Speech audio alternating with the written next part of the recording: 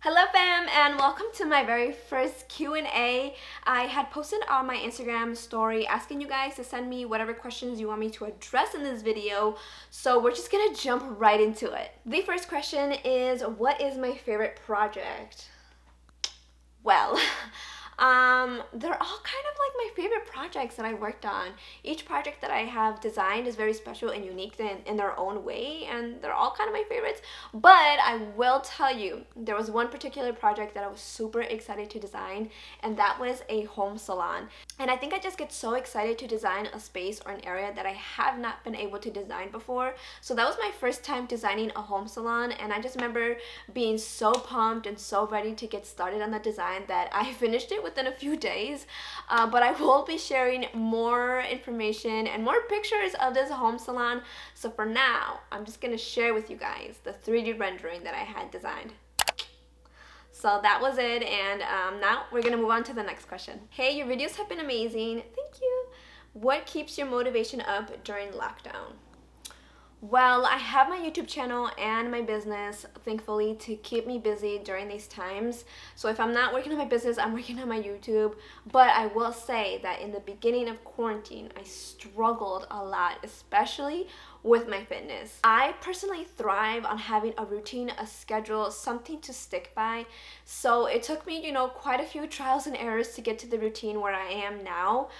So for that, I will say, I recommend creating a routine or a schedule that works best for you. Don't create something that is so extreme that you feel intimidated. Start simple, baby steps. For example, for me, last year, I was always so determined to wake up early and go to the gym, and every time I would hit the snooze button. So it took a while for me to get to this point where I am today, where I have to wake up early. I love waking up early to go to the gym. So maybe even if it means waking up 10 minutes earlier, because eventually you will get to the point where you wake up an hour earlier, 2 hours earlier. So those are, those are the two things that keeps me motivated. What website tutorial would you use for someone who is rusty in Adobe Photoshop or InDesign?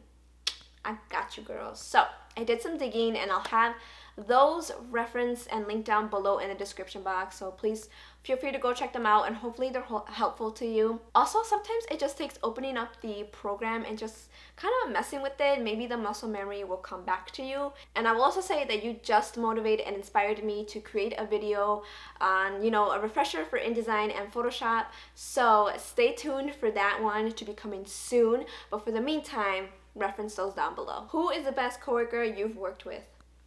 Kimberly, we all know that's you if you're watching this video, and Mary, if you're watching this video too, you're still one of my favorite coworkers too. How do you balance your business and personal life? This is a really great question.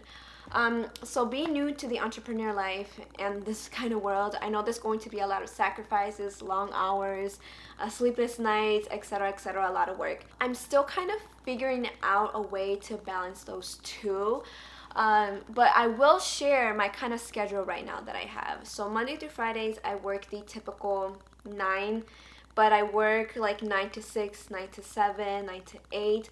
I usually don't like to work past 8 o'clock because that's when I like to kind of unwind, relax, and prepare myself for the next day, and also because I like to wake up early. And that's also dependent on my workload. So if I have a lot of projects and stuff that needs to be done by tomorrow, of course, that's gonna require me to work past 8 o'clock, but I try not to.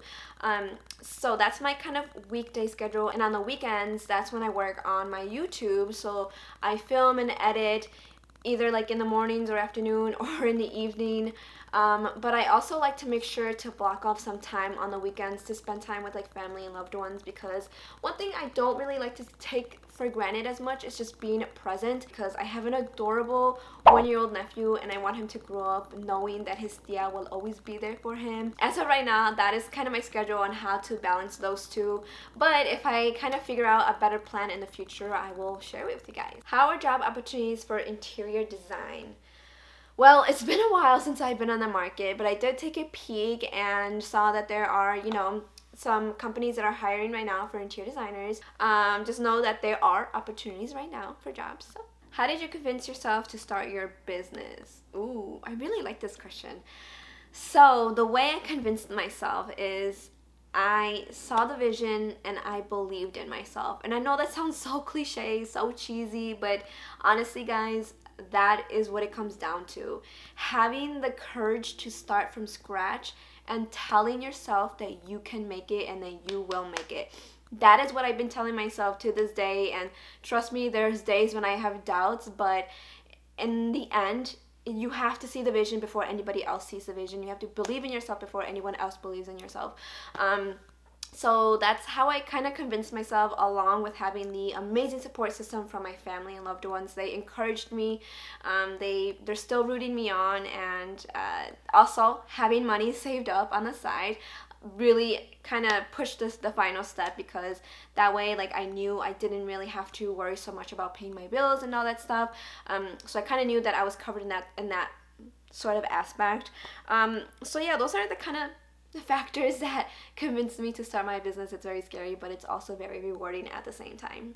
What did you get your degree in? Well, I got my Bachelor's of Fine Arts and I studied interior design, went to college for 4 years, and yeah, that's it.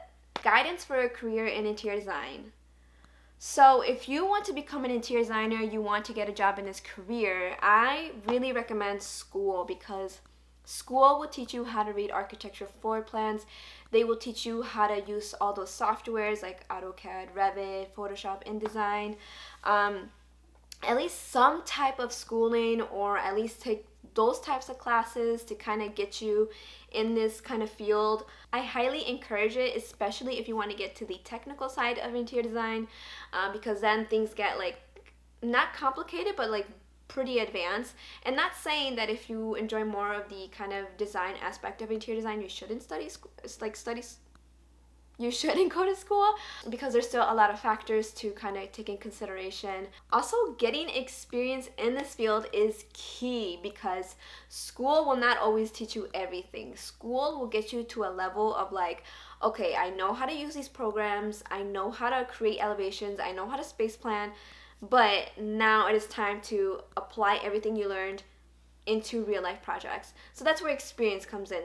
So you take everything that you learn in school and you apply to real life projects. So schooling, at least some sort of schooling, take some classes, and experience in this field is very critical. And the last question is best website, rather blog, to write interior design content.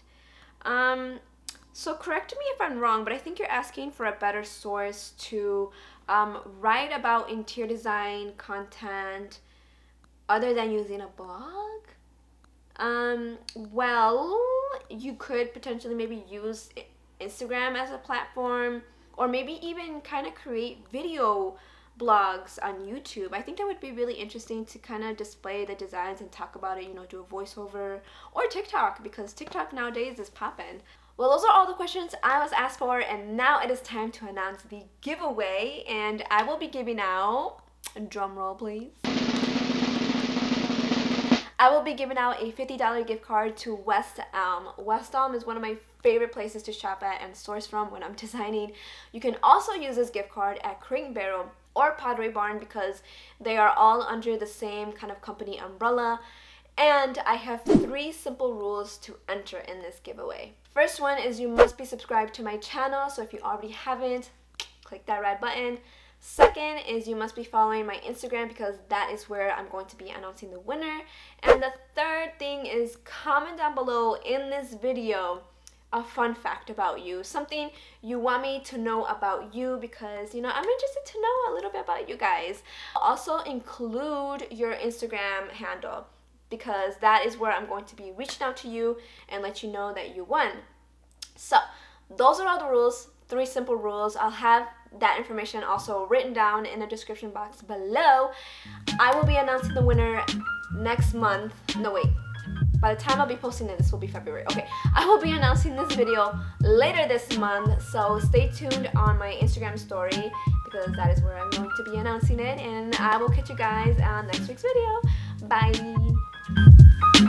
Go with the brothers, boo, you know how we do. It's not for me to say.